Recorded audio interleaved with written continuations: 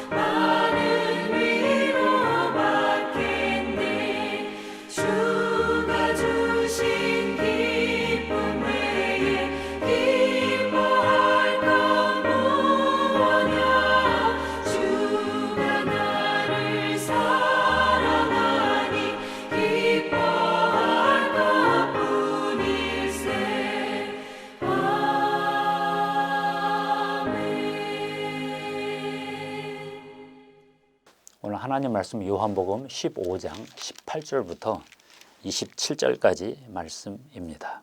세상이 너희를 미워하면 너희보다 먼저 나를 미워한 줄을 알라. 너희가 세상에 속하였으면 세상이 자기의 것을 사랑할 것이나 너희는 세상에 속한 자가 아니요 도리어 내가 너희를 세상에서 택하였기 때문에 세상이 너희를 미워하느니라. 내가 너희에게 종이 주인보다 더 크지 못하다 한 말을 기억하라. 사람들이 나를 박해하였은즉 너희도 박해할 것이요 내 말을 지켰은즉 너희 말도 지킬 것이라. 그러나 사람들이 내 이름으로 말미암아 이 모든 일을 너희에게 하리니 이는 나를 보내신 이를 알지 못함이라. 내가 와서 그들에게 말하지 아니하였더라면 죄가 없었으려니와 지금은 그 죄를 핑계할 수 없느니라. 나를 미워하는 자는 또 내 아버지를 미워하느니라.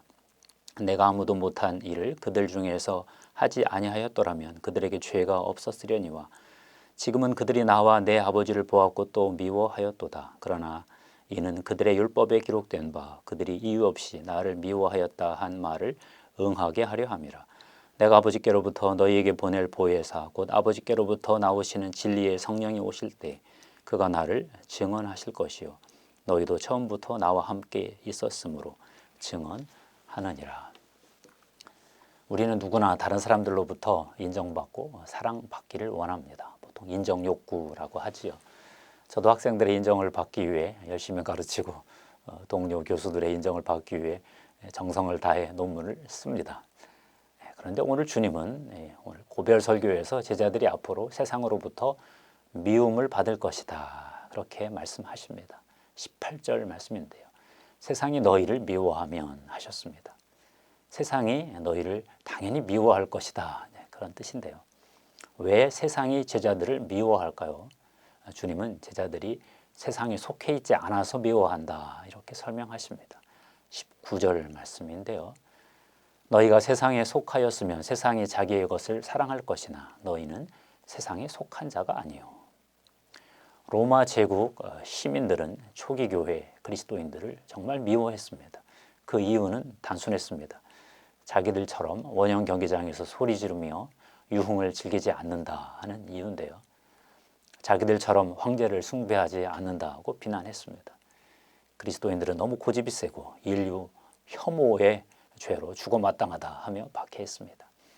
제자들의 삶이 로마 제국의 삶의 기준에 어울리지 않는다 하는 거죠.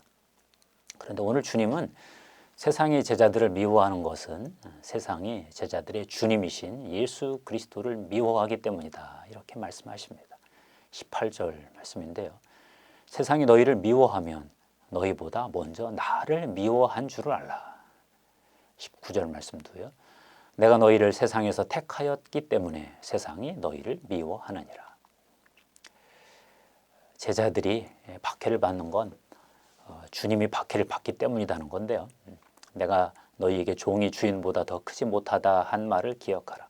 사람들이 나를 박해하였은즉 너희도 박해할 것이요. 15장 20절 말씀이 있죠. 세상은 왜 주님을 미워할까요? 우선 하나님을 모르기 때문이고 하나님을 알아도 하나님이 예수 그리스도를 이 땅에 보내셨다는 것을 인정하지 않기 때문이라고 하십니다.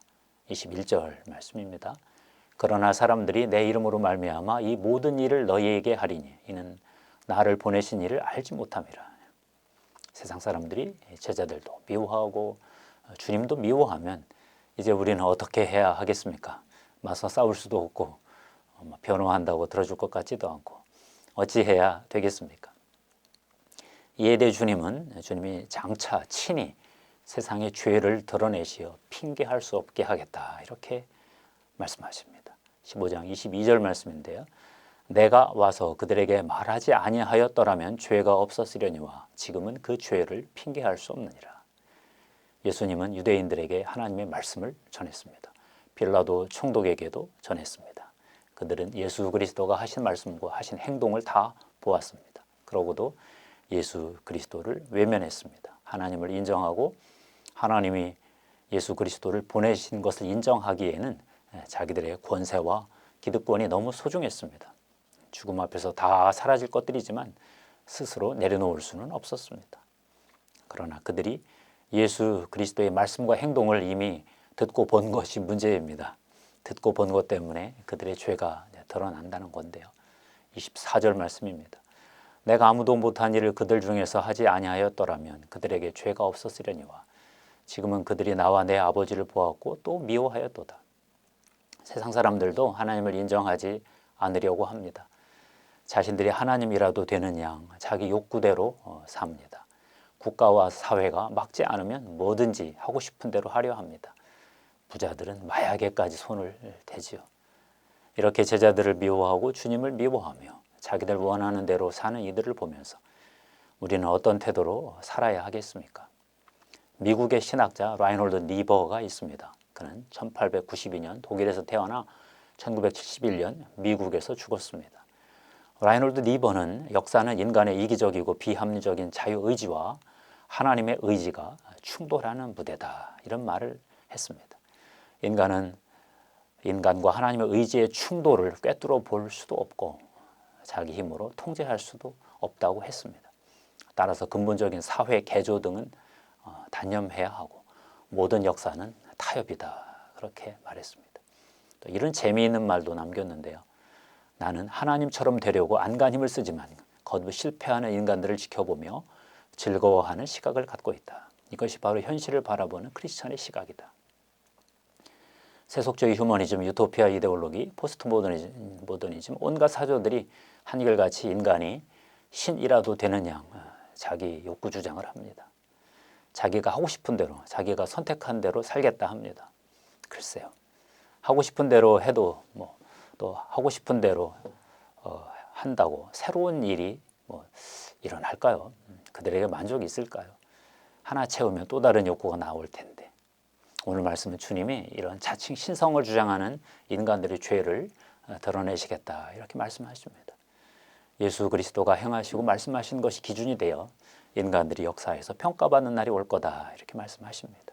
언젠가 진리의 성령이 주님의 진리를 증언하실 것입니다. 26절 말씀에서 말씀하셨죠. 내가 아버지께로부터 너희에게 보낼 보혜사 곧 아버지께로부터 나오시는 진리의 성령이 오실 때 그가 나를 증언하실 것이요.